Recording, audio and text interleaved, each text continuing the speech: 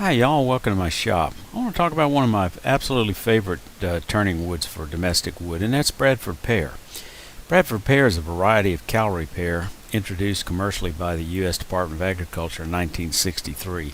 It's a cultivar or hybrid, if you will, of the calorie pear, species of pear native to China and Vietnam. It's marketed as the perfect street an urban tree and planted all across the United States in residential and commercial landscapes with and with profuse early blooms and a restricted pyramidal shape. The good fall color, the weakness of the Bradford pear will only become apparent over time. With its tight branch crotches, a strong wind or a heavy ice storm can cause damage to the tree and cause the tree to self-destruct. Furthermore, its flowers have a somewhat rank odor, and the fruit creates a modest mess. It grows about 30 to 50 feet in height with about a 20 to 35 feet spread, and it grows very fast. It grows 12 to 15 feet over an 8 to 10 year period of time, but it has a very short to moderate lifespan of only 15 to 25 years. It's an invasive tree now. It's listed on the invasive plant species lists of a number of states, and it grows about 70 through about 75% of the United States. They originally bred as sterile and thornless.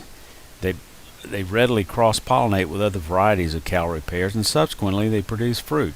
The ripened fruit are eaten and disseminated by birds, which result in very thorny thickets of wild trees. Pear wood of any species is among the finest textured of all fruit woods. It's prized for making woodwind instruments, and pear veneer is used in fine furniture. Pear wood is also one of the woods preferred for preparing woodcuts for printing, whether by the end grain technique for small works or side grain for larger works. Why do I love it? Well, it's a beautiful wood. It has a nice color that can vary from fairly pale, such as this gavel, to a very dark orange for older pieces that have oxidized, such as this textured top box. It's very versatile as a turning wood. I've turned lidded boxes, spatulas, spheres, bowls, platters, ornaments, you name it. Generally, Bradford pear has very little figure, and the grain pattern is not very prominent. It has a very tight grain, as shown in this paten and chalice. The tight grain allows it to take detail very well, as shown in these chess pieces that I recently turned. The hard, tight grain also allows it to texture very well, as shown in this example of a bowl textured with the Sorby spiraling tool. When I first started hand thread chasing some years ago, I was pleased to discover that the dried Bradford pear can frequently take hand chased threads, such as this mushroom box. It doesn't take threads as well as boxwood, of course, but it's acceptable and a great practice wood. It's great for natural edge projects, as the bark has a tendency to stay on both while drying and while you're turning and afterwards when it's finished. The tight, plain grain pattern can lend itself to pyrography. Here's one of my first pyrography projects. Cynthia Carden Gibson, one of my friends, says it's her favorite wood to wood burn on, and she should know, as shown in this collective piece with hat maker Chris Ramsey that she did. I believe it was Michael Gibson that first exposed Chris Ramsey to the pleasure of turning Bradford pear. Here's one of Mike's lovely teapots of Bradford pear. I took a miniature cowboy hat turning class with Chris, and we all used fresh Bradford pear, and here's what I turned during that workshop.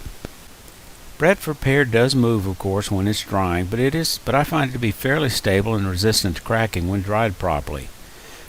Here's an example of a piece that cracked because of the pith coming through, and you'd expect that from a lot of pieces of wood where the cracking is going to start at the pith. I've made a wide variety of boxes, threaded and unthreaded, including this ginger jar, by rough turning and then letting dry and returning both boxes and bowls after a sufficient drying period. Bradford pear, like other woods, can spalt, but it tends to not be as prominent as some, and tends to, in my way of thinking, looks to be mostly white rot spalting, as shown here. Bradford pear tends to be readily available. Here's an example of a supply my brother hauled up from Montgomery, Alabama in a pickup truck. It took me almost 2 years to go through it. The limited lifespan of Bradford Pear is a result of that very weak branch joint. Someone jokingly asked, "Is that where pear halves come from?" If you plant a Bradford Pear, expect for it to eventually fall to the winds. Many folks believe that Bradford Pear is a very soft wood, and it does turn like butter when it's green, and you can turn it very, very thin. But it cuts clean without tear out. It's a pretty hard wood, and I've used it for various tool handles, including this one-piece mallet, this birdcage awl handle, and also for gouge handles. Here's a picture of some blanks I just recently cut from fresh Bradford Pear that I'm putting away for a tool making workshop in a couple of months. I've even turned baby rattles from Bradford Pear. Bradford Pear tends to be somewhat smaller than many trees. The trunk certainly is not as large, but I routinely get pieces of trunk 14 inches across. This platter is a bit more than 13 inches across, and I occasionally run across pieces 16 to 18 inches near the base of the trunk. Branches do tend to be pretty good size and tend to grow fairly straight. I was driving out of the neighborhood yesterday when I noticed some damaged Bradford pear tree. I went back and picked some of it up. Here's a picture of an earlier branch that had broken off, and you can tell it's pretty large damage. Moving around the side of the tree, here's the other side where you can see that the branch has broken off.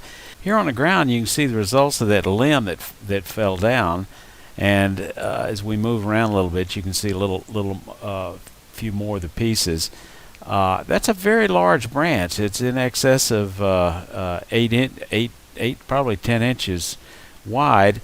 Here's the stash that I hauled home of just that one branch, and I think that's enough Bradford Pear that'll probably take me through several months.